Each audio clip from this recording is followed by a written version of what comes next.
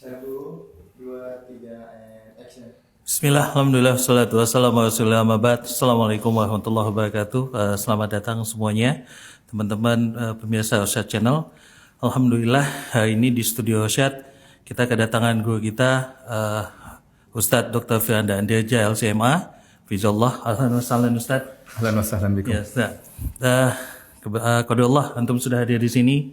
Ada pertanyaan dari kita nih Ustadz, karena saat ini kan banyak fenomena teman-teman kami yang hijrah, waktu awal hijrah itu ikut kajian sana sini, tapi qadarullah di beberapa saat kemudian dia hilang, dan setelah kita ketemukan dia kembali ke dunia lamanya Ustadz, di mana dunia lamanya itu adalah dunia di mana dia sudah tinggalkan dan harus dia tinggalkan, tapi dia kembali lagi. Mungkin boleh kasih tahu ke kita Ustadz, ini yang salah apakah cara dia hijrah, atau mungkin ternyata ada metode yang harus diterapkan untuk hijrahnya ini agar istiqomah Ustaz. Mungkin antum bisa kasih faedah ke kita Ustaz. Bismillahirrahmanirrahim. Alhamdulillah, salatu wassalamu ala rasulillah wa ala alihi wa sahbihi wala. Kita tahu bahwasanya hijrah adalah amalan yang agung ya. Dalilnya terlalu banyak tentang agungnya hijrah. Maka pertama yang saya wasiatkan kepada teman-teman yang hijrah, pertama dia hijrahnya harus karena Allah Subhanahu wa taala. Jadi karena ada sebagian orang yang dia berhijrah mungkin karena terbawa oleh komunitas atau mungkin enggak enak sama orang, akhirnya dia meninggalkan misalnya riba bukan karena Allah tapi karena teman-temannya semua sudah meninggalkan, akhirnya dia ikut meninggalkan, atau dia takut cercaan orang akhirnya dia meninggalkan misalnya, maka itu berarti hijrahnya bukan karena Allah. Sementara kita tahu bahwasanya segala ibadah harus dibangun karena Allah Subhanahu wa taala. Maka seorang tatkala berhijrah dia harus ikhlas bahwasanya saya melakukan hijrah ini bukan karena manusia sama sekali, tapi karena Allah Subhanahu wa taala. Dengan dia meninggalkan suatu karena Allah, maka Allah akan beri ganti yang baik. Makanya kata Nabi sallallahu alaihi wasallam, "Man taraka syai'an lillah, awadahullahu khairan minhu," ya. Barang siapa yang meninggalkan sesuatu karena Allah, ya, karena Allah, maka Allah akan gantikan dengan yang lebih baik. Kemudian yang kedua, jika seorang baru berhijrah, maka tidak diragukan bahwasanya syaitan akan berusaha menarik dia kembali karena dia baru saja meninggalkan kemaksiatan, baru saja meninggalkan lingkungan syaitan. Syaitan tentunya tidak ridho bahwasanya ada salah satu didikannya yang lepas. Dia akan berusaha menarik kembali semaksimal mungkin agar bisa kembali lagi. Ya, maka seorang yang hijrah dia sadar bahwasanya setelah dia meninggalkan komunitasnya atau maksiatnya, maka akan datang banyak godaan-godaan dan syaitan akan bersikeras berusaha untuk menggodanya dari depan, dari belakang, dari samping, dari kiri untuk bisa mengembalikan dia kepada masa lalunya. Maka dia harus benar-benar minta pertolongan kepada Allah Subhanahu wa taala, berdoa kepada Allah Subhanahu wa taala agar dikasih istiqamah ya. Dan di antara doa yang terbaik yaitu berdoa kepada Allah Subhanahu wa taala, ya muqallibal qulub tsabbit qalbi ala dinik ya. Ya muqallibal qulub tsabbit qalbi ala dinik, artinya wahai zat yang bolak-balik hati manusia, tegarkanlah hatiku di atas agama. Kalau Nabi sallallahu alaihi wasallam saja yang dia seorang nabi yang syariat turun kepadanya, Allah berkata, "Walaula an tsabbatnaka laqad kita tarkanu ilaihim syai'an qalila." Kalau bukan karena kami yang membuat engkau kokoh wahai Muhammad, ya, tentu engkau akan condong kepada orang-orang musyrikin ya. Jadi Allah yang membuat Nabi SAW bisa tegar dengan berbagai macam godaan dan rayuan dari orang-orang Quraisy yang mereka tidak berhenti-henti menggoda Nabi dengan jabatan, dengan wanita, dengan kepemimpinan ya.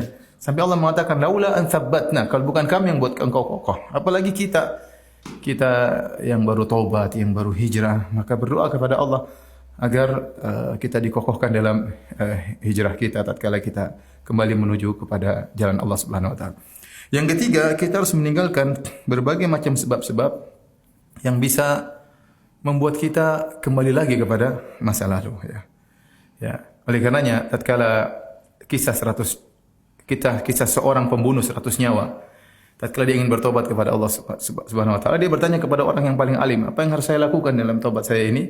Kata orang alim tersebut, "Tinggalkanlah kampungmu dan pergilah ke kampung yang lain, beribadahlah kepada Allah dengan orang kampung di sana, itu orang yang soleh." Ini isyarat bahwasanya seorang tatkala berhijrah harus jadi komunitas baru. Komunitas siapa? Komunitas orang-orang soleh. Dan ada konsekuensi. Dia harus meninggalkan komunitas yang lama.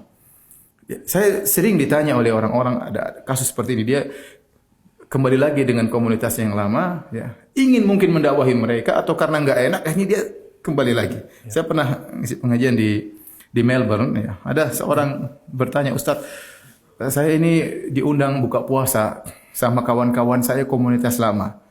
Tetapi saya tahu kalau habis kita buka puasa kita minum khamar. Jadi habis buka puasa bir ya. Akhirnya saya datang Ustadz dan benar saya minum bir kembali. Subhanallah. Jadi komunitas sangat apa? Pengaruh luar biasa ya. Makanya dari dulu Nabi SAW sudah ingatkan hati-hati dengan apa? Dengan teman. Ya, hati-hati ya. Al-mar'u ala dini khalilihi. Sungguhnya seorang berdasarkan agama sahabatnya. Dan pepatah Arab mengatakan as-sahibu sahib, bahwasanya sahabat itu akan menarik. Maka konsekuensi dari hijrah harus dia lakukan dan dia harus berani mengambil keputusan. Semua teman-teman yang masa lalunya harus ditinggalkan. Ya. Dia boleh say hello saja, tidak boleh berdalam-dalam karena dia imannya tidak kuat. Nanti kalau imannya sudah kuat, sudah lama dia ngaji, dia sudah punya ilmu, dia sudah mungkin bertahun-tahun, bolehlah baru dia kemudian mendakwahi mereka. Adapun dia masih bergaul dengan mereka karena enggak enak pakai sama mereka, akhirnya ikut jalan sama mereka. Ini sangat rawan dia untuk kembali lagi, ya. Makanya jadi saya katakan tatkala orang pemuda 100 nyawa tadi ingin bertobat, maka dia disuruh meninggalkan komunitas lamanya menuju komunitas yang baru. Dan kita yakin Nabi SAW bersabda, "Antaraka syai'illah awadallahu khairan minhu." Barang siapa meninggalkan sesuatu karena Allah, Allah akan gantikan lebih baik. Kalau dia meninggalkan komunitas lamanya, pasti Allah menggantikan dengan komunitas yang lebih baik, yang lebih sayang kepada dia, teman-teman sejati yang mau menasihati dia, yang mau merangkulnya. Yang penting dia tinggalkan maksiat tersebut karena Allah Subhanahu wa taala.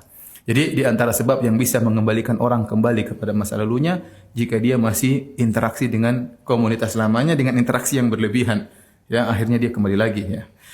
Kemudian dia juga harus meninggalkan segala sebab-sebab yang dia pernah terjebak dalam kemaksiatan tersebut.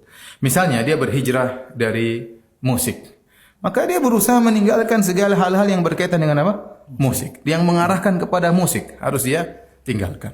Jangan coba-coba dia lagi kemudian misalnya ambil gitar metik cuma satu kunci aja misalnya. Ini dia akan terbawa. Satu kunci, dua kunci, tiga kunci akhirnya terkunci dalam gitar tersebut.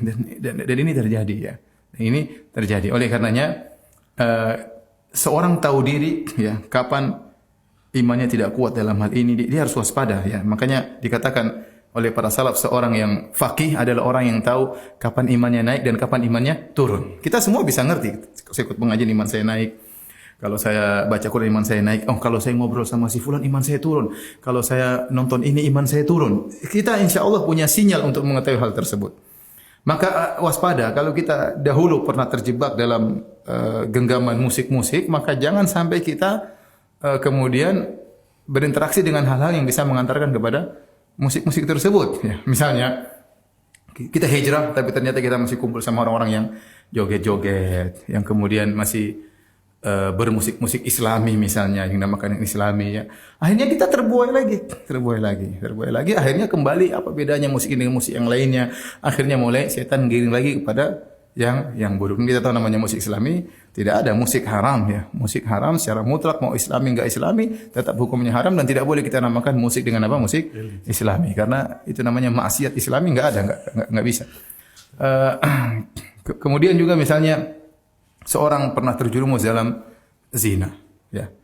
Maka hati-hati di zaman sekarang ini sarana yang mengantarkan kepada zina sangat banyak ya.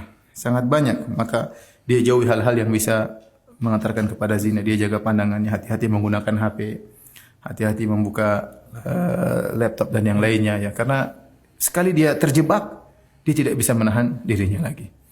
Karenanya Nabi Yusuf alaihissalam ya, waktu dia digoda oleh Imra'atul Aziz yang konon namanya Zulaikha, maka kemudian dia berdoa kepada Allah Subhanahu wa taala, dia mengatakan Rabbi sijnu ahabbu ilayya mimma yad'unani ilaih. Ya Allah, penjara lebih aku sukai daripada rayuan mereka. Ya, wa illa tasrif anni kaidahunna asbu ilaihinna. Kalau engkau tidak memalingkan aku dari rayuan mereka, ya Allah, aku akan condong kepada mereka. Jadi Yusuf alaihissalam tidak merasa pede, ya silakan rayu ibu-ibu, wanita-wanita, saya akan tegar. Enggak, dia enggak begitu. Dia tahu iman dia dalam hal ini tidak kuat. Ini dia seorang nabi. Dan dia mengaku di hadapan Allah Subhanahu wa taala mengatakan kalau engkau tidak palingkan aku akan condong kepada wanita tersebut. Apakah Yusuf bohong dalam ucapannya? Dia benar. Artinya Yusuf alaihissalam tahu untuk masalah ini dia harus menjauh. Ya. Makanya setan tahu kita ini lemah di mana. Ada orang yang digoda dengan wanita langsung ke au. Ada orang digoda dengan wanita dia bisa bertahan. Ada orang digoda dengan wanita dia tidak tergoda tapi digoda dengan jabatan dia mudah terbawa. Ya. Dan macam-macam. Ada digoda dengan harta yang haram dia mudah terbawa. Oleh karenanya segala hal yang bisa mengantarkan kita kepada masa lalu yang buruk maka hendaknya kita jauhi. Di antara cerita yang menjadikan yang saya dengar ya tatkala ada seorang wanita yang konsultasi kepada saya, dia punya suami yang masya Allah sudah istiqomah, bahkan mereka sudah nikah lama, bahkan sudah punya anak 3. Akhir-akhir ini suaminya kembali lagi kepada masa lalunya ya. Dengan medsos dan yang lainnya masuk ke dunia internet, ketemu lagi dengan tegur sapa dengan kawan-kawan lamanya, akhirnya homo lagi. Padahal dia sudah meninggalkan homoseksual sudah lama dan menikah dan hidup normal. Tapi subhanallah, tatkala dia berinteraksi dengan komunitasnya, ya entah mungkin awal niatnya apa, akhirnya dia terbawa lagi dan dia mengakui perbuatannya. Dan ini musibah ya. Apa namanya Allah kita terbawa kembali kepada kesesatan setelah Allah berikan hidayah kepada kita. Saya rasa itu di antara hal yang harus kita perhatikan atau teman-teman yang baru berhijrah diperhatikan dan hijrah itu penuh tantangan. Seorang kalau sudah berusaha berhijrah, toh dia ternyata iblis berhasil mengembalikan dia kembali, jangan putus asa, bertobat. Kemudian maju lagi. Kemudian maju lagi. Cari teman-teman, ya jangan lupa ikut pengajian selalu karena itulah yang bisa membentengi seorang dari rayuan-rayuan syaitan untuk kembali lagi. Allah Ta'ala alam bisawab. Masya Allah, jazakallah ya Ustaz, barakallahu fiik. Baik pemirsa Ustaz Channel, itu dia tadi faedah singkat dari guru kita Ustaz Dr. Firanda Andir JLCMA Fizullah Ta'ala, dan semoga bisa diamalkan. Dan kita tutup dengan doa kafaratul majlis. Subhanakallah bihamdik, syahadu an la ilaha illa anta, astaghfiruka wa atubu ilaik. Assalamualaikum warahmatullahi wabarakatuh.